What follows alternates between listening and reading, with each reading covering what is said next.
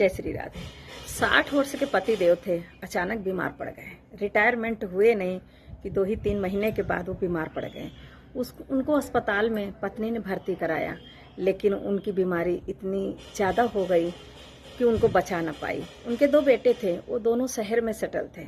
उनको अपने बेटों को फ़ोन किया, बेटे आए और अस्पताल का पैसा चुकाकर पिता को घर लाए और उनका अंतिम संस्कार किया। तेरवी करके माँ से बोले, माँ अब यहाँ रह के क्या करोगी, आप भी हमारे साथ चलो। तो माँ ने कहा, बेटा यहाँ अपना घर है, खेती बाड़ी है, इसको छोड़ के मैं कैसे जाऊंगी। यहाँ पर तो मेरा पूरा जीवन बीता हुआ है। यहाँ मैं शादी करके आई, इसी घर में तुम दोनों हुए पले बढ़े, इसी घर में खेले, यहाँ बहुत सारी यादें बसी हैं बेटा, मैं ये घर छोड़कर नहीं जाऊंगी।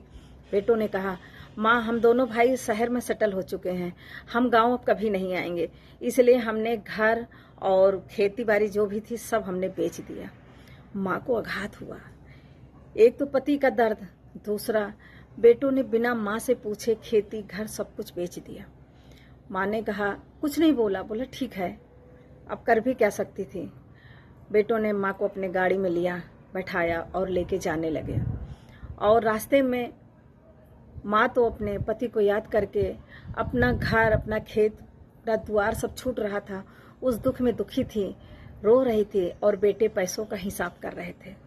जब माँ ने सुना कि बेटे पैसे का हिसाब कर रहे हैं तो माँ ने कहा, बेटा तुम्हारे पिताजी तो कहते थे कि एक हिस्सा तुम्हारा भी लगेगा। इतना सुनते ही दोनों बेटा माँ के ऊपर टूट पड़े। बोले, तुम्हें क्या करना है, तुम्हें हिस्सा लेके क्या करोगी, तुम क्या करोगी पैसे लेकर। माँ ने कुछ नहीं बोला, कोई आवाज़ ही नहीं निकाली और चुपचाप गाड़ी में बैठी रही। फिर रास्ते में जैसे जैसे शहर नज़दीक आने लगा, रास्ते में बात होने लगी कि माँ किसके पास रहेगी।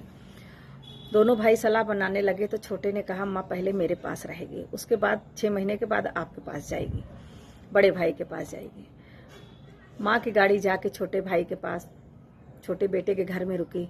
बहू ने जैसे ही सासू माँ को देखा, दूसरे दिन ही नौकरानी को छुट्टी कर दी और घर का सारा काम अपनी सासू माँ को सौंप दिया। पूरा दिन सासू माँ काम करती थी, खाना बनाना, झाड़ू पोछा, बर्तन, कपड़े सब कुछ देखती थी, पोतों को भी देखना, सब कुछ करती थी।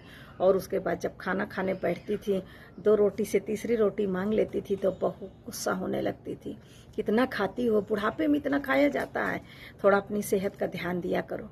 डर डर के वो हर घड़ी वो डरती रहती थी बहू के शब्दों की बौछार न पड़े।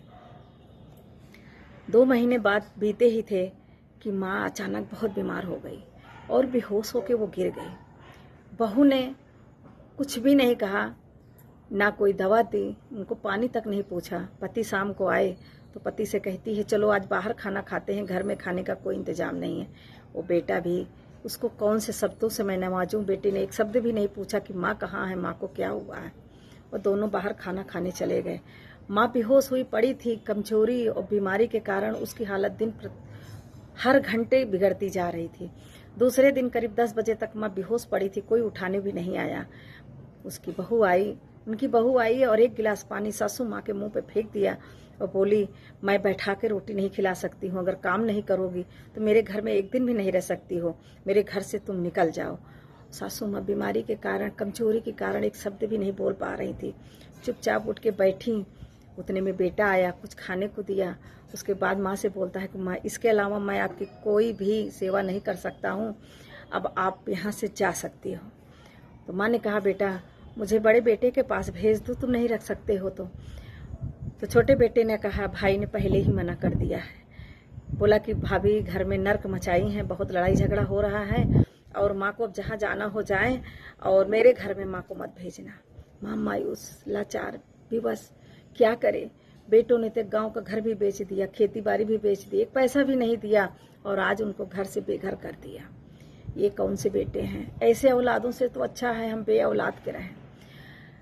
उन्हीं बच्चों को पढ़ाया लिखाया, उनको काबिल बनाया, आज शहर में सेटल हुए, बड़े बड़े घर बना लिए। घर तो बहुत बड़ा बड़ा बना लिए, लेकिन दिल बहुत छोटा कर लिए। दिल इतना छोटा कर लिए कि जिसमें माँ को भी जगह नहीं मिली। इतना बड़ा घर बनाया 2-2 बेटों ने, लेकिन एक माँ को रखने के लिए एक कमरा नहीं था। ऐसे बेटों के रहने से अच्छा है कि बेटे ना हो तो ज़्यादा अच्छा है। माँ बेचारी एकदम छटपटा रही थी कि मैं जाऊँ तो जाऊँ कहाँ जाऊँ। इस शहर में मैं ना किसी को जानती हूँ ना कुछ नहीं, और सड़क पर बैठी, घर से जाके सड़क पर बैठी रो रही थी। एक लड़के ने देखा, बोला माता जी आप क्यों रो रही हो? तो उन्होंने कहा बेटा मेरे बेटे मुझे गांव से ले आए और यहाँ इतने दिन मुझे रखा, मैं बीमार हो गई, मुझे घर से निकाल दिया, मेरे गांव का घर भी बेच दिया, ज़मीन भी बेच दी, मेरे पास कुछ भी नहीं है, मैं जाऊँ तो कहाँ जाऊँ? इतना कह के रोने लगी। वो लड़का बोला माँ आप मेरे साथ चलोगी?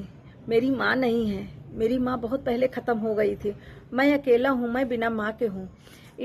जिनकी माँ है वो माँ का दर्द नहीं समझते हैं, मेरे माँ नहीं है, इसलिए मैं समझ रहा हूँ कि माँ के बिना जीना कितना कठिन होता है। हाथ जोड़ने लगा, पैर पड़ने लगा और माता जी चुपचाप उस बच्चे के साथ चली गई और उस बाकी जीवन बुढ़ापे का उस बच्चे के साथ बिताया। वो भी तो किसी का औलाद थे, अपनी औलाद ने सहारा नहीं दिया, उन्होंने घर से बेघर कर दिया, उनका जो था उसको भी बिगाड़ दिया।